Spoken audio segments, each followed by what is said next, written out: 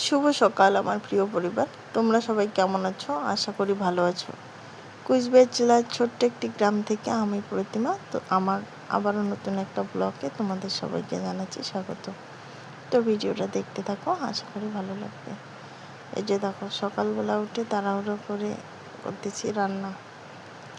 আজকে যাব ভিডিও অফিসে। আর আসলে কী বলো তো, সবাই কাস্ট সার্টিফিকেট জানো তো, এখন এসসি বা ওবিসি এসটি সব কাস্ট সার্টিফিকেট ভেরিফিকেশান হচ্ছে। তো ভেরিফিকেশানের জন্য সবাই তো জমা দিয়ে দিয়েছে আমাদের এদিকের। আমি শুধু একমাত্র যে এখনও কবেই শুনছি, শুধু ভাবি যে আজকে যাব, কালকে যাব করি, কিন্তু যাওয়া আর হয় না। তো আর কি, তো আজকে ফাইনাল করেই নিলাম যে আজকে যাব।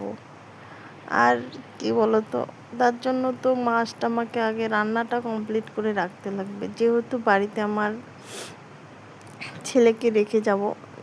বড় ছেলে খাবে আর ছোট ছেলেকে তো ওর মনি খাওয়াই দিবে। যদিও আমার ছেলের আজকে শরীরটা ভালো নেই, ছোট ছেলের সকালবেলার থেকে ও কেমন করছে, কান্না করছে।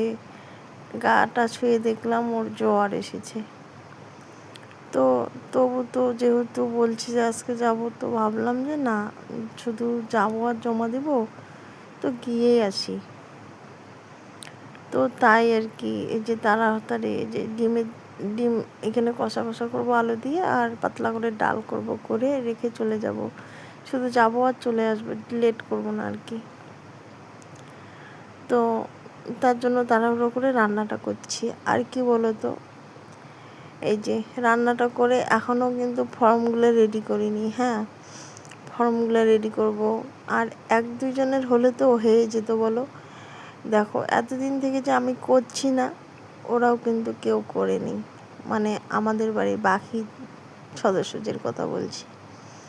আমার যা, আমার জায়ের, আমার জায়, মনে করো আমার যা, আমার ভাসুর, আমার জায়ের ছেলে, আর হইল গিয়ে আমার শ্বশুর শাশুড়ি, আর আমার ননদ। আমার শাশুড়ি বলে করবে না এখন, আমার ননদ, আমার শ্বশুর, আমি। আর আমি তো, আমার এখানে হবে না, আমি যাব আমার বড় ছেলে আর ওর বাবার জন্য। তো এখানে সব কাজ কমপ্লিট করে যাওয়ার আগে বসে পড়েছি সব ফর্মগুলো নিয়ে। কার কোথায় সই বাকিয়েছে, কী আছে, সব কিন্তু আমি করে দিই। বাড়ির সব যাবতীয় কাজ আমি করি। হ্যাঁ, কেউ যায় না। এতদিন আমি যাইনি, ওরাও যায়নি। আমি চুপ করেছিলাম, ওরাও চুপ করেছিল। আর দিন শেষে এতগুলো কাজ করি, তারপরে কিন্তু আমাকে অনেক কথা শুনতে হয়। তো কী করি, হজম করে নিই। আজকে সকালবেলা উঠে যদিও মন খারাপ, এমনিতে টাকা পয়সার খুব একটা সমস্যা চলছে, তার মধ্যে বর বাড়িতে থাকে না, বাচ্চা অসুস্থ, তারপরে আরও কি একটা মন খারাপ হয়ে গেল আর কি। যদিও সোশ্যাল মিডিয়ায় বলা উচিত না, তাও বলি আর কি, বললে একটু হালকা লাগবে, সেভাবে তো কাউকে বলতে পারি না। মানে কিছুদিন আগে কিন্তু আমি ধান লাগাইছি জমিতে। হ্যাঁ, সেটা কিন্তু তোমাদের শেয়ার করিনি। তো ধান লাগানো হয়েছে, ওই ধানটাতে তো আগে একবার সার দেওয়া হয়েছে। আর আমার ভাসুরকে আমার বর বলছে যে শুধু 20 টাকা না 25 টাকা লাগবে আর কি, 2.5 কিলো ইউরিয়া আনতে। ওই ইউরিটা এনে মানে ধানগুলোতে দিতে, একটু লাল ছাট হয়ে গিয়েছিলো তো, তার জন্য। তো আমার ভাসুর নাকি বলছিল যে আমি পারবো না, আর আমার টাকা নাই যে আমি নিয়ে আসবো। তো বললাম ভালো কথা, টাকা নেই, আর আমি টাকার জন্য কারো কাছে গিয়ে বলতে পারবো না যে আমার টাকা দাও, সার নিয়ে আসি। তো সেটাও ভালো কথা। এখন যদি কারো ইচ্ছা থাকে না, তাকে তো আর জোর করে আমি করাইতে পারবো না বলো। ধানটা আমার, তো আমি আমার আমার বরকে বলেছি যে ঠিক আছে, বাবাকে একবার বলবো, বাবা যদি না করে তাহলে আমি নিচে গিয়ে দিব। তো বলি, যাদের জন্য আমি এত করি, তারা আমার সাধারণ এতটুকু করে দিতে পারে না বলো। তো মন খারাপ হয় যখন করো কাজগুলো। তো আমার বর বলছে যে ঠিক আছে, তোকে বলছে ডকুমেন্ট জমা দিতে, তুই বিডিও অফিসে যাবি, গিয়ে রিটার্ন নিয়ে আসবি যে আমি তোমাদেরগুলো করতে পারবো না, তোমরা গিয়ে জমা করো। হয়নি, আমার কাছে এতগুলো জমা নেয়নি। কিন্তু কি বলতো, আমার দ্বারাই সেটাও হচ্ছিল না। আমার কেমন জানি যাব, জমা নিচ্ছে, আমি দিব না। তো গেলাম, গিয়ে দেখলাম যে আরও এক্সট্রা করে একটা ফর্ম মানে 1 নম্বর ফর্ম ফিল আপ করতে লাগে। তো রীতিমতো আমাদের দুইটাতে ফিল আপ করলাম, করার পর জমা দিলাম। সই ওর বাবার সই, আমার ছেলের সই আমি করে দিলাম। আর ওদের সইটা তো আমি এত সই কী করে করি বলো তো, ওদের সই কে কীভাবে করে সেটা তো আমার জানা নেই। তো ওদেরটা রিটার্ন নিয়ে আসবো আর কি। এসে যদিও মনে করো রিটার্ন নিয়ে আসি, তাও কিন্তু দেখো আমি এমন যে ওদেরকে গিয়ে যেন আর ঘুরে না আসতে হয়, তার জন্য আমি বাকি ফর্মটা নিয়ে আসলাম ওদের জন্য।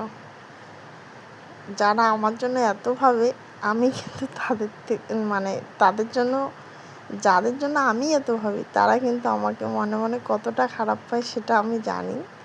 তো তারপরেও আমি কেন জানি তাদের জন্য খারাপ কিছু করতে পারি না, ভাবতে পারি না। তারপরে ফাইনালি চলে আসলাম বিডিও অফিসে। এসে তো ওই যে বললাম ফর্ম ফিল আপ করলাম। আর এত রৌদ্র দিয়েছি দেখো, আমি ছাতা নিয়ে আসিনি, তো কী করলাম, আর ফর্মটা মাথায় দিয়ে আসলাম। আর দেখো রাত্রিবেলা আমার ছেলের জ্বর আরও কত বেশি হয়েছে। ছেলে তো জ্বরের জন্য থাকতেই পারছে না, কান্না করছে রীতিমতো।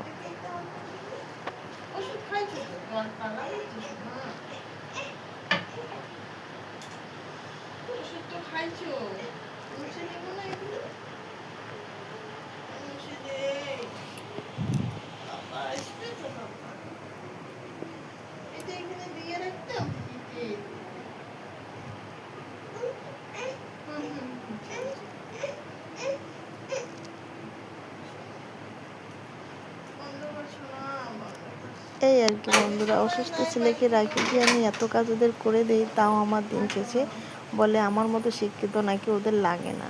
কি আর করবো বলো, এটাই আমি মেনে নিয়ে চলছি।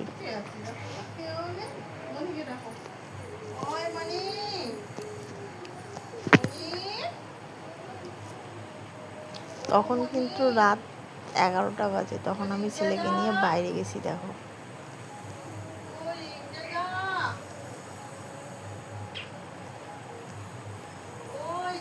তো আজকের ভিডিওটা এই পর্যন্ত, দেখা হচ্ছে নতুন একটা ভিডিওর সাথে।